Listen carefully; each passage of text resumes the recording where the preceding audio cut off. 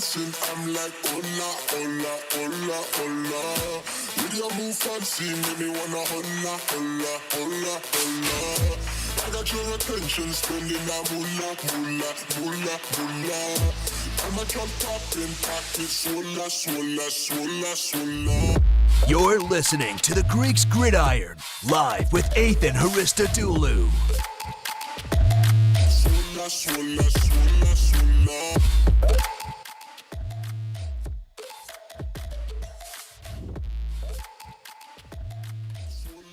All right, everyone, welcome back to another episode of the Greeks Gridiron. I am Ethan Haristadoulou, and it is May 27th, 2021.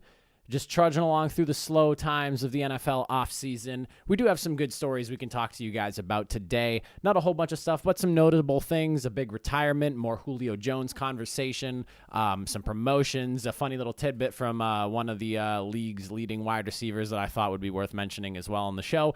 And then later on, as we get towards the end of the show, we are going to be discussing the New Orleans Saints draft grade and how they fared in this past draft. So, as always, just a reminder to you all, like, comment, share, subscribe, all that good stuff. You know, if you enjoy the content that we're pushing out to you guys here, make sure you show the love, and we'll show it right back by pushing out even more content for you guys.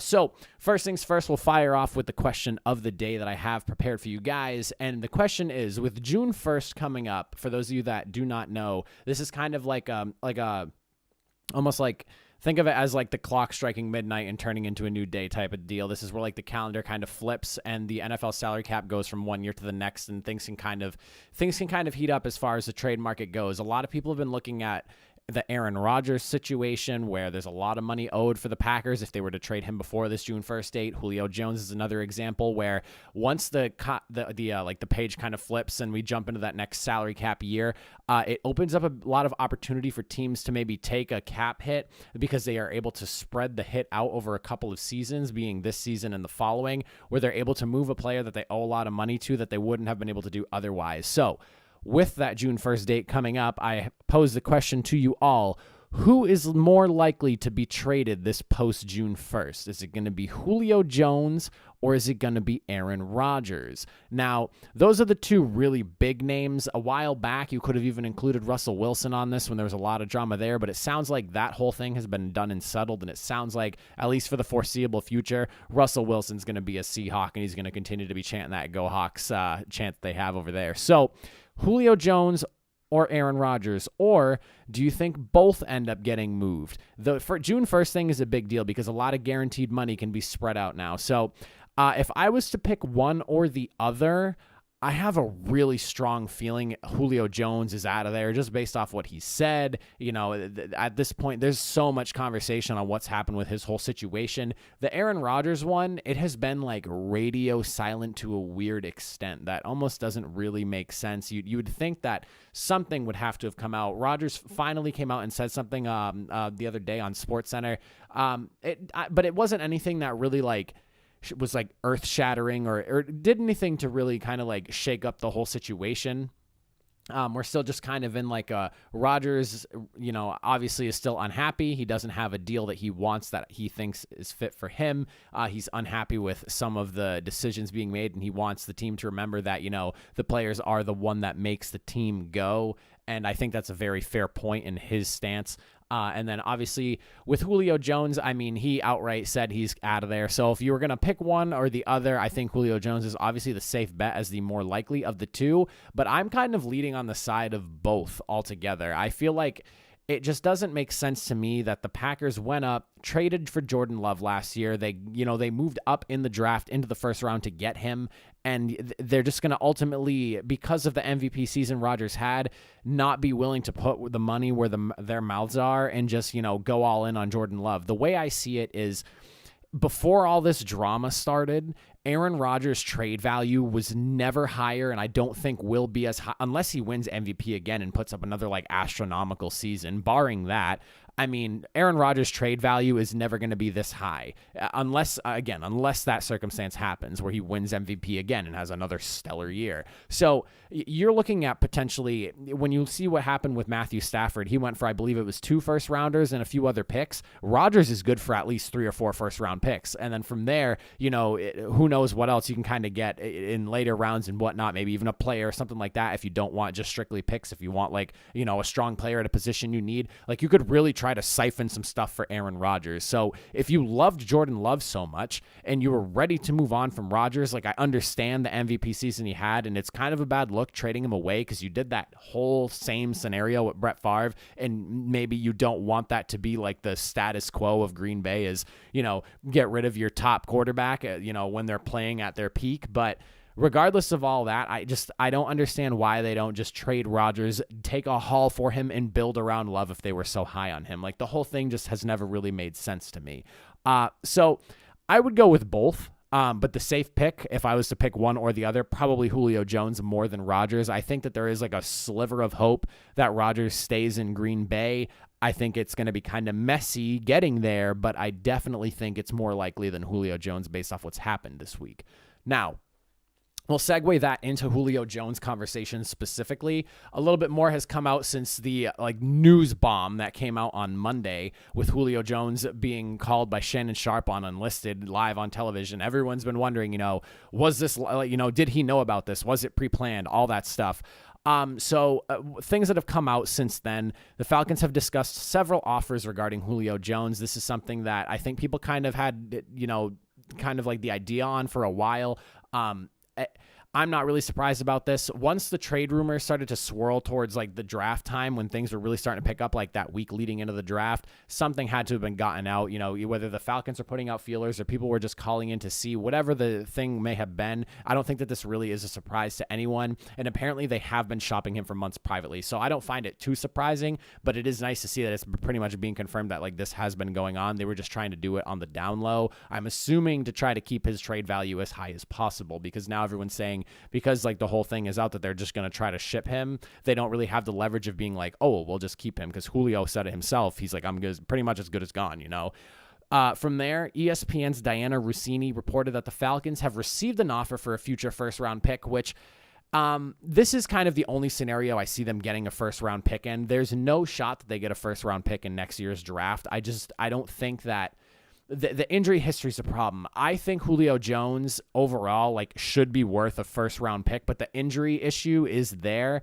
and he's also 32 years old, and he's only going to be getting older. So it's a hard sell to give up a first round pick this year. But if you think a first round pick down the road, whether it's a year or two, and maybe some other picks here and there sprinkled in, whether whatever that may be, day 2 picks, day 3 picks, and this year's draft or next year's draft, however they try to sort that out.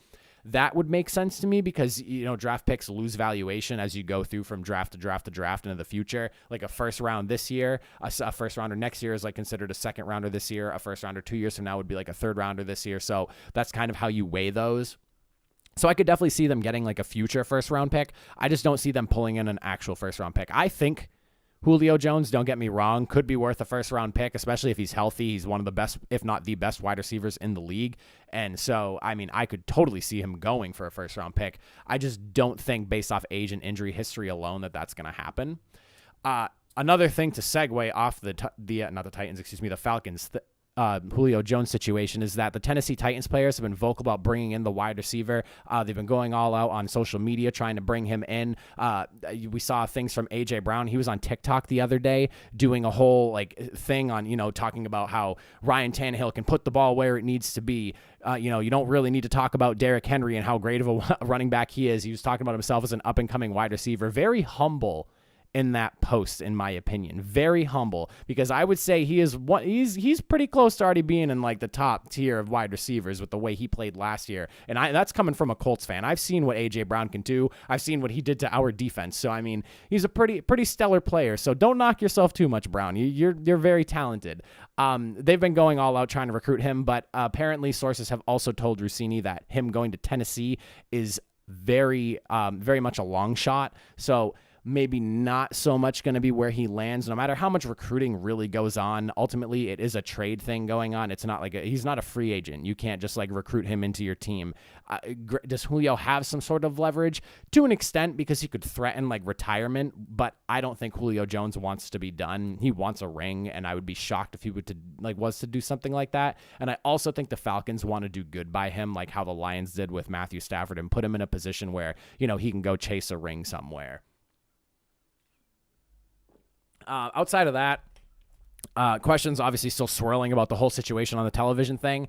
I'm having a hard time believing that it wasn't planned to some extent, just because of the fact that I feel like it's weird because nothing was really said about it by like Fox or anything like that after it all happened. Like, it's there. It hasn't been taken down, which leads me to believe that maybe Julio Jones did know about it. But then other people were saying that the reason it's still there is because what's done is done, but like Fox hasn't really followed up on it, or at least Fox Sports 1 and like that, like their entire like media group hasn't really followed up on the whole situation. So like what's done is done. You can't really erase that from the internet. So maybe they feel if, you know, it happened. I'm assuming Julio Jones doesn't want to get Shannon Sharp in any trouble because they're obviously close. The fact that Shannon Sharp was able to just call Julio like that and, you know, get him on the phone after a few rings, like obviously there's a relationship there. It's a real sticky situation. I don't really understand the whole dynamic of it because you can look at it from a couple different ways and think, all right, this is either, you know, this was either planned or Shannon Sharp really just picked up the phone and did that. And if he really did do that, that's really, really, really unprofessional. Not how you do something like that. You should always be letting people know that they're being recorded, and or at least what they're doing is, especially in a live setting. It's because this isn't recorded. This is a live setting that they played. You don't just go and do something like that when you're trying to pull out information. That's a conversation that, you know, he could have had either before the show, after the show, whenever, if he had wanted to, if that this wasn't all pre-planned. I don't really know. It's weird. It has signs of it was pre-planned because there's so many things with the fact that it was on social media still and the fact that the whole thing happened. I just think it's very bizarre and unprofessional if it wasn't planned. So hopefully that all gets sorted out. People were saying that with California, both sides need to give consent when being recorded in conversation and like that, so it can get really ugly, but I just don't see, if it wasn't, I have a hard time believing Julio Jones is going to go after Shannon Sharp. Again, there's obviously a close relationship there, and I don't think he wants to see Shannon Sharp suffer from that whole situation. Now, as we roll through this show, beyond the Julio Jones stuff, like I said, there's not a whole ton of things to talk about, but there was some pretty big breaking news yesterday, and this hits home for me as a Colts fan.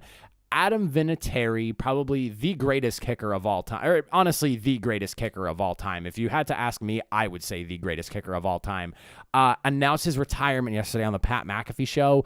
This is massive breaking news. Or at least it was yesterday. For somebody to have played in the NFL at any position for 24 years is ridiculous. The fact that he was still competing at such a high level late in his career was unreal. I mean, I've grown up in New England, and I was obviously watching football when he was still a Patriot, and then to have him go to my favorite team in the Colts and then watch him play on the Colts for 14 seasons, I mean, the dude is the greatest of all time when it comes to kicking the football. And I don't know if you want to argue that in the comment section, please let me know.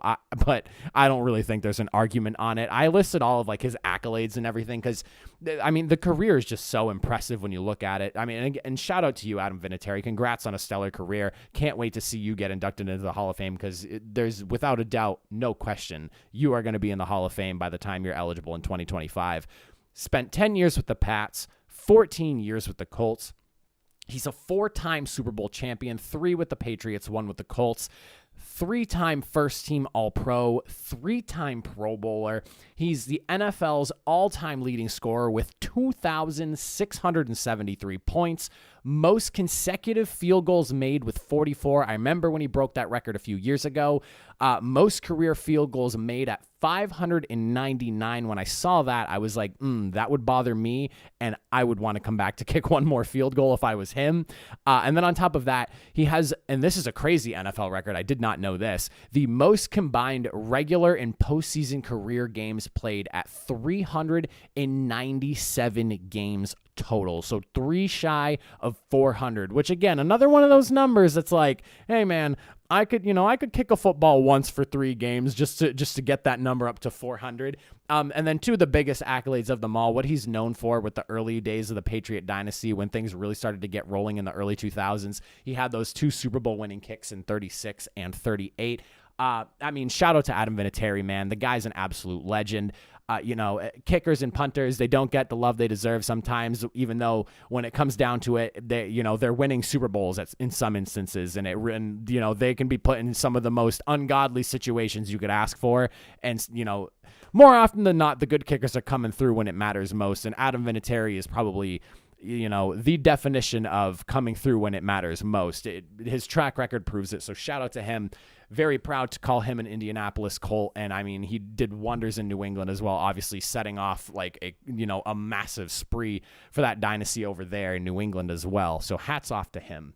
Now, for the Eagles, thought this was a pretty big deal, so I wanted to make mention of this. The Eagles have promoted, and I really hope I get her last name right, Catherine, I want to say it's Raichi, or it's just Rach, one of the two. I don't know if the E's being pronounced or not, but I'm probably wrong. Hopefully I'm not, but correct me if I am.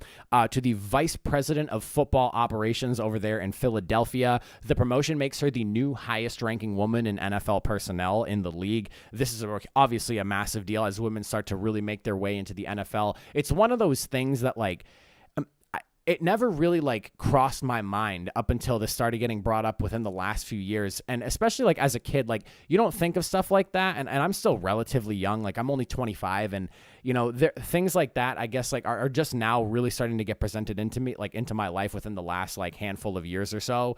And you start to see the discrepancies and things like that. And, obviously unfortunate that that's how the world has worked and how it's operated up until this point. So seeing boundaries like this being broken, people being brought into positions that they would have even been considered for otherwise just a handful of years ago, you'd love to see it. She actually leapfrogged Kenny Klein from Denver, who just got promoted, or either promoted or hired into, I can't remember, into the executive director of football ops. She is the vice president, so I guess that's a higher position.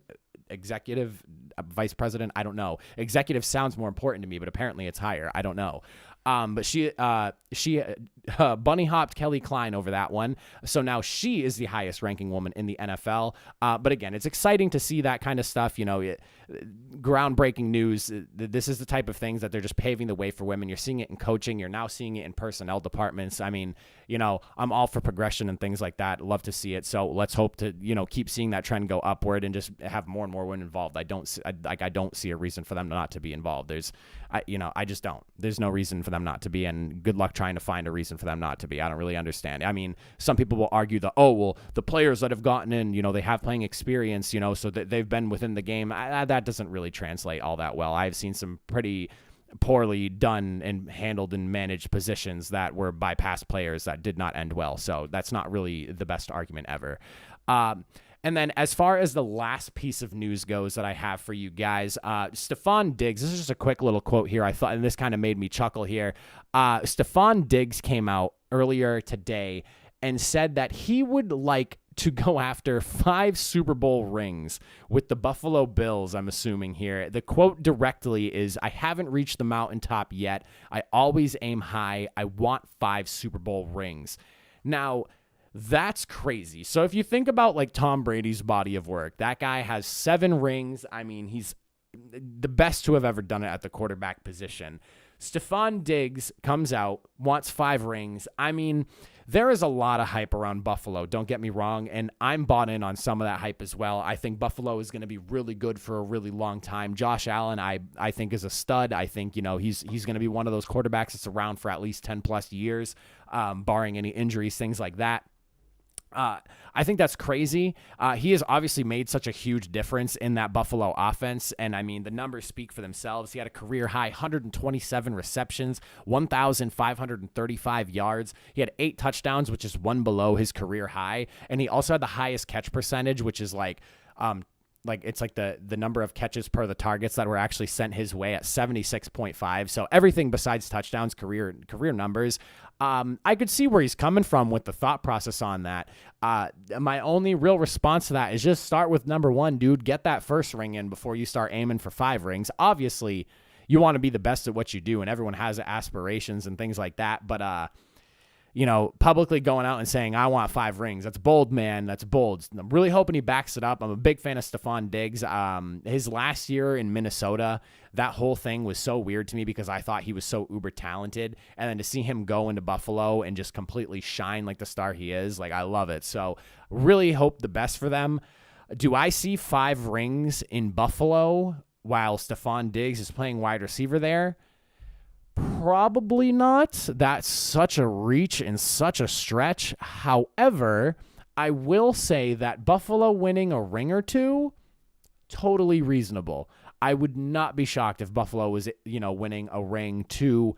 Maybe that's a long there. Maybe even like 3 rings if things really go well in Buffalo and they're really able to get a stranglehold on that AFC East division there for the years to come and fending off like this up-and-coming Patriots team that everyone's talking about here in New England, and also the Dolphins who, missed the playoffs at 10-6 last year because the entire AFC's bottom was 11-5 or better. Interesting.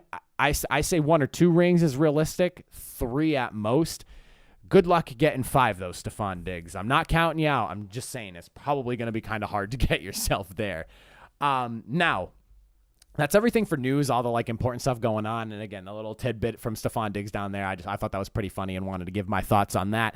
We're going to talk about the Saints draft grade now and how they fared in this year's NFL draft. The Saints had a weird one, to say the least. This is a very odd one. This is a team that they just lost Drew Brees. Problems on defense, kind of the big conversation outside of the quarterback position there. They have Jameis Winston now. They gave Taysom Hill like $140 million voided. The contract isn't real. I don't know. The whole thing is weird. I don't understand why they had to give all that money on it if it's just all being voided anyways. I don't know what the whole process is on that. Those people that are handling all the bookworks on some of these NFL teams with those voided years are doing black magic over there. I don't know. Is it legal? I don't know. Apparently it is, but some weird stuff going on over there. But the Saints had a really weird draft because there was, in my opinion, a lot of reaching going on, and that's not to preface how the grading's going to go for this, but I a little bit of concern with how their picking went and just kind of some of the guys they grabbed and where they got them. Not necessarily the guys, but where they got them. So we'll start off. We'll talk about the team needs first. The ones that I really identified, and this is in no real specific order, aside from wide receiver, I have more towards at the end of the list. I don't want to say that that's the least important on the list, but I was thinking in terms of defense, I felt like defense was the most important position for them.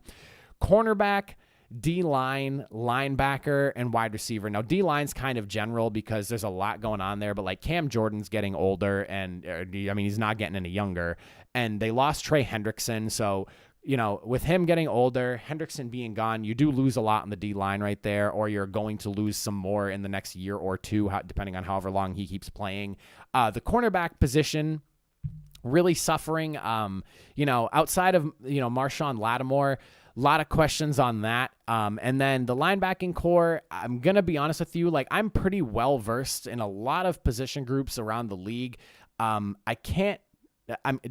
Davis is probably and I don't even know if he's still there, but I think he is. I could be wrong. I don't really know a ton about the linebacking core in New Orleans, so I feel like that's a red flag. They drafted a linebacker in the 2nd round, so obviously it had to have been a position of need. Wide receiver is another one, and the big reason I have wide receiver on there is because outside of Michael Thomas, it's kind of a who's who at the wide receiver position in New Orleans. And I stress the kind of, because maybe I just don't know the position group as well as fans do there, and that piece of information right there would probably get argued by anyone who's a fan of the Saints, but you don't have that real big eye-popping name valued wide receiver at the number 2 spot, or I just think Michael Thomas when I think of the Saints. So that's kind of how I look at their positional needs. Now, as we actually go through the draft class and break it down, in round number 1, pick 28, they took edge rusher Peyton Turner out of Houston. This was a weird pick. I remember the reaction not being great when it happened live during the draft, and I remember, thinking, okay, what is it with Peyton Turner that turns everyone off? Well, he only played 5 games in 2020, but he only started in 4. He flashed really well, and he put up solid numbers. It's just the fact that the sample size was so small, and on top of that, the 2 years prior, he wasn't really dominant or anything like that at all. He has fantastic size, though, so I don't want to sit here and just rag on him. Like, there are, like, pluses to him, and when I looked into him as a player, I see what, like, they're looking for in him and why they grabbed him. Great size at 6'6", 270. He flashed in the games he produced in 2020. So the sample size is small, but he produced in those 4 games. So, like, don't get me wrong. He showed up in the games he played. It's just the fact that the sample size is so small. Then from there, he can play inside and outside because of his size. When you're at, like, that 6'6", 270 range, give or take, you have room to put on some weight or lose some weight to really focus on playing inside or outside more. So the versatility is there. I think that's a really good pick for them because depending on how things shake out for their defensive line, they're able to really kind of play with where they want to put him. I'm assuming he's probably going to play more outside than anything. He is an edge rusher naturally, but I mean, you never really know with the NFL. Players switch positions all the time, especially when you're at that size. Like, the room to switch around your position really, it's only like heightened. As far and on top of that, he has very physical play style, very high motor. So this is like what you're looking for in terms of like potential upside on a player. Now, the competition level is what lacked in his breakout year. I believe that the one tackle of note that he went against, something Christensen, I can't remember his first name, Christensen from BYU. He went up against him, didn't really have a stellar game against him. But he was able to, ransack the guys that like are probably not even going to be sniffing playtime in the NFL or even get into the NFL, never mind sniff playtime. And, he just wasn't as dominant in the previous 2 years. So the first round pick, I would say kind of a dud. I think that, there was question marks at other positions that were players, that were available. And so I can see why they maybe went with this guy, but he also had question marks as well. Just a lot of people had him picked as a day 2 guy and somebody you could have gotten in the second round. I don't think anyone was really gunning for Peyton Turner. I would love to know like the thought processes for drafts and stuff like that and why some teams end up reaching for a certain player. Like, I know that with the Raiders, like with the Alex Leatherwood pick, they apparently went to him because they might have gotten some bad information that somebody else was gunning to grab him. But like in reality, everyone saw the Raiders draft him and they were just thinking, what was the point of that move? So that, like, I'm curious as to what the process was that led to the Saints going after Peyton Turner so early in the draft here in the first round. Going into round 2 at pick number 60, Pete Werner out of Ohio State. This is a guy that, again, versatility is a big thing. Played all 3 linebacker positions. Classic linebacker size. So he's not like the new age linebacker. He's more like the big thumper type of linebacker you used to see, 6'3", 240 pounds. He's a big dude. He's actually pretty good with coverage in the middle of the field, like covering up the seam routes, things like that, which is what you want from a bigger linebacker. You want him to be able to cover if he's going to be that big.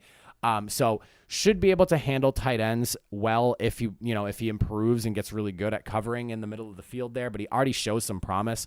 The biggest knocks, he's not as quick as some of the elite linebackers are these days. Obviously, some of the more elite linebackers are a little bit smaller, so there's that kind of working against him. The NFL is shifting away from those big thumping linebackers, but whether he plays more in the middle of the field or if he's more of like an outside backer, if he's playing, Will or Sam, there's a good possibility he's not even really in the middle of the field based off what they need over there in New Orleans when it comes time for him to start playing. So we'll see how that works out for him. He doesn't have like the super elite speed. Tackling angles need work. He averaged 10 missed tackles a year the last 3 seasons over there in Ohio State. So that's kind of something you need to keep an eye on. You don't want to have a linebacker who's missing tackles consistently. Missed tackles are, what kill defenses, especially in late game. So that's something he's going to have to work on. And a lot of people identified the angles at which he takes the tackles as the biggest problem from what I've read.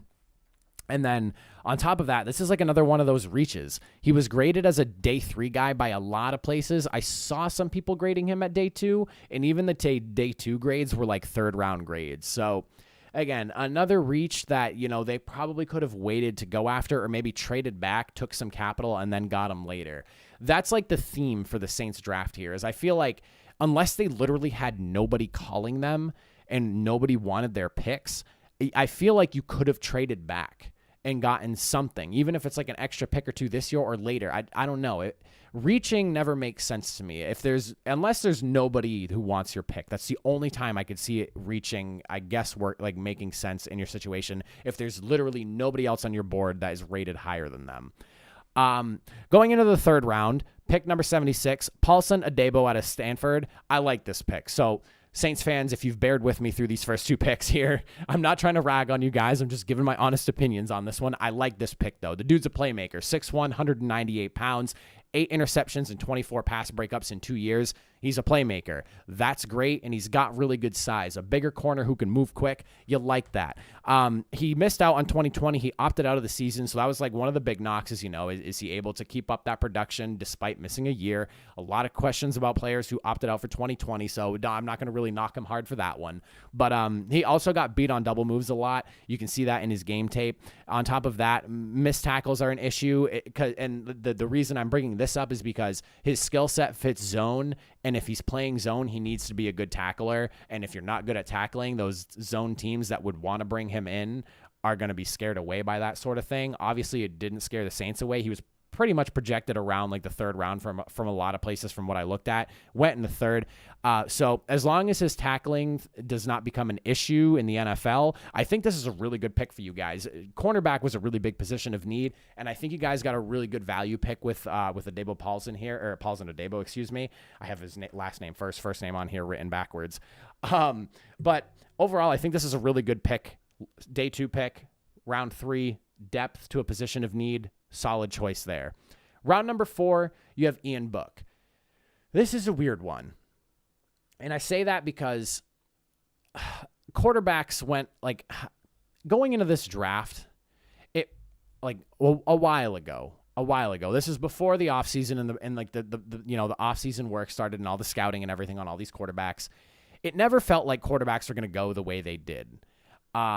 It wasn't until the lead up to the draft and we got to the last month or two leading into the draft where the quarterback market just was full steam ahead and everyone was ready to take a quarterback. Guys Davis Mills also went early.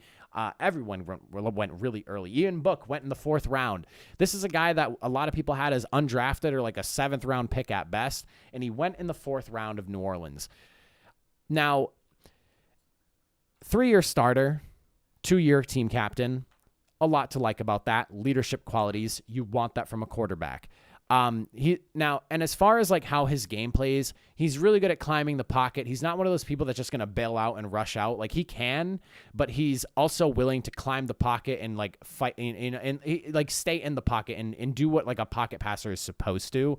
So he has that going for him. He has very good touch and catchable balls, which is something that a lot of quarterbacks don't have. You see a lot of quarterbacks that are coming into the NFL that have those rocket arms, but they have no idea how to throw a touch pass. Ian Book has that down to a T. Whether you want to argue that's because his arm strength is lacking or not, that's not a conversation I'm going to have, but that is something I've seen people say. The knocks going for him, his progression reading is a little bit slow. Arm strength isn't the NFL caliber, and he can be he can be a little bit indecisive. So I think this is a reach, but in other situations, it might not normally be. But I think in this case, it is a reach because I don't know. You could argue it is. You could argue it isn't. Quarterbacks all went so high in this draft, it almost makes it not a reach. But in essence, I don't think that he was worth a 4th round pick. There had to have been somebody graded higher on your board than him.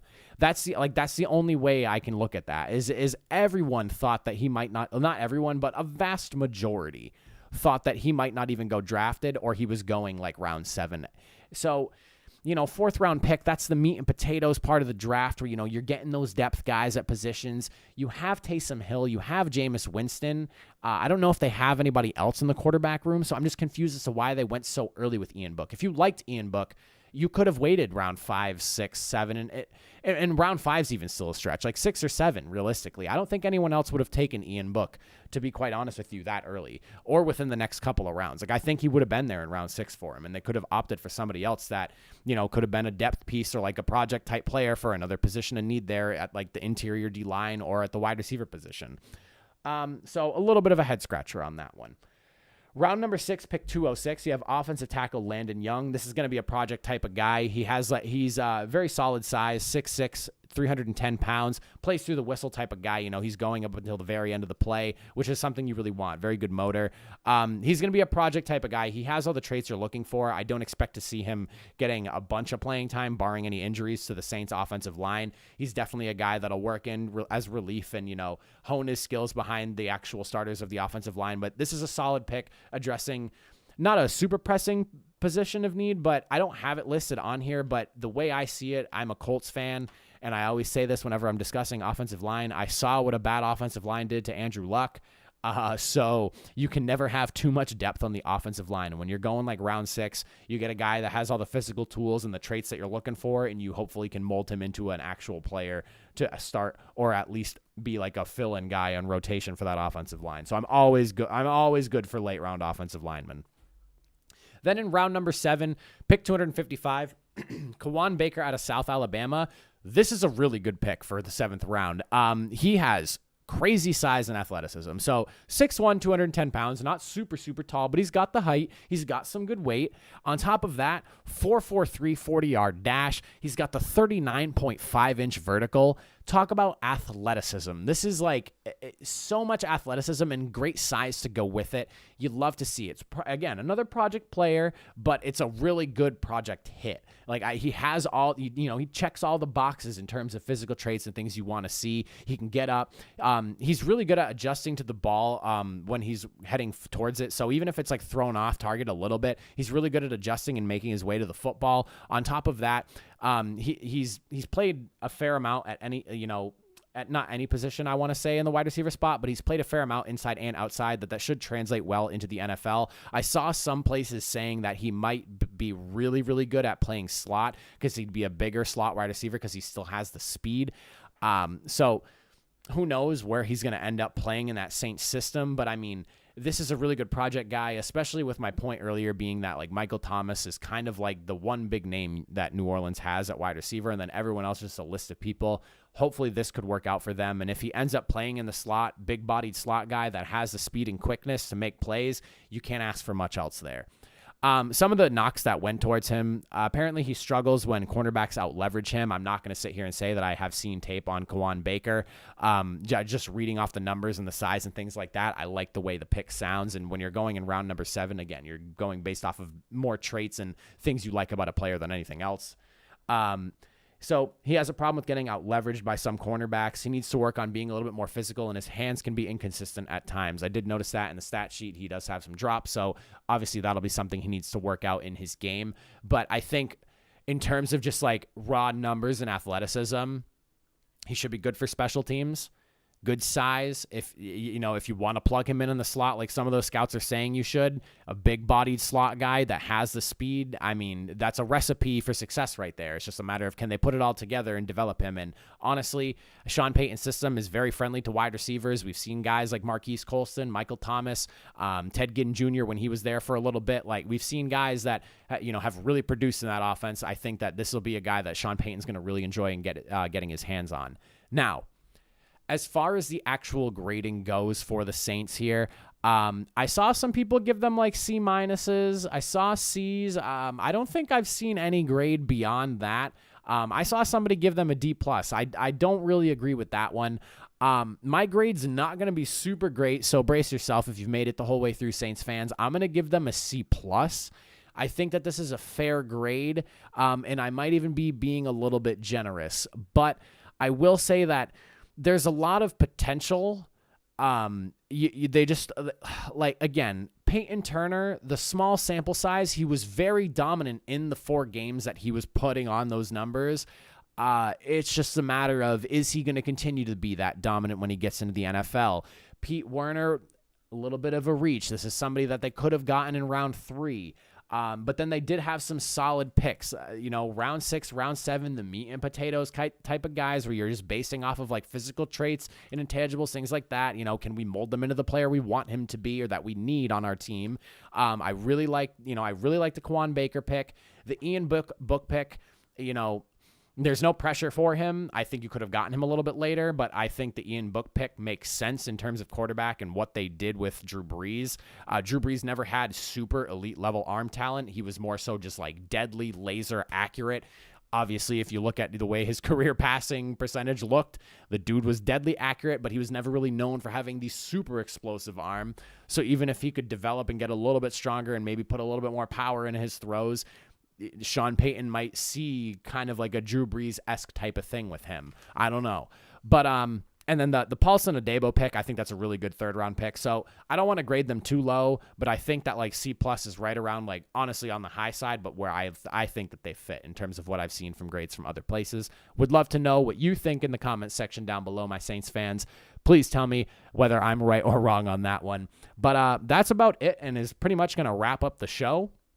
I got nothing else prepared for you guys today. We're about 40 minutes in. So as always, make sure you like, comment, share, subscribe, tell your friends. Constantly working on bringing in new content and things like that for the channel. We're currently working through draft grades and things. I have a few other things planned as we roll through the summer into the even more dead months. Once this post-June 1st thing is done and those big trades go down, it's literally nothing but training camp and stuff like that as we go through July and as we head into the preseason. And the preseason's only 2 weeks now at this point. So not a whole lot going on through the rest of the summer after this June 1st deadline here, and when, Julio Jones or Aaron Rodgers might potentially get moved. So we'll see when all that goes down. The question of the day, I'll run back to you guys one more time. Again, curious to see what you think. Who gets traded post-June 1st, Jones or Rodgers? Or do you think maybe both? What's the case for that argument? Fire in the comment section below. Let me know what you guys think. Remember to check out all the socials on Facebook, Instagram, Twitter, and all that good stuff. It's pretty much the Greeks Gridiron on everything. Twitter is at Greeks Gridiron because apparently somebody has the Greeks Gridiron on there. I don't know. But that's all I got for you guys. Thank you all for watching. I'm Ethan Hrissadulu. Enjoy the rest of your Thursday, and we will see you guys again Monday, 5 p.m. Eastern Time. Have a good one.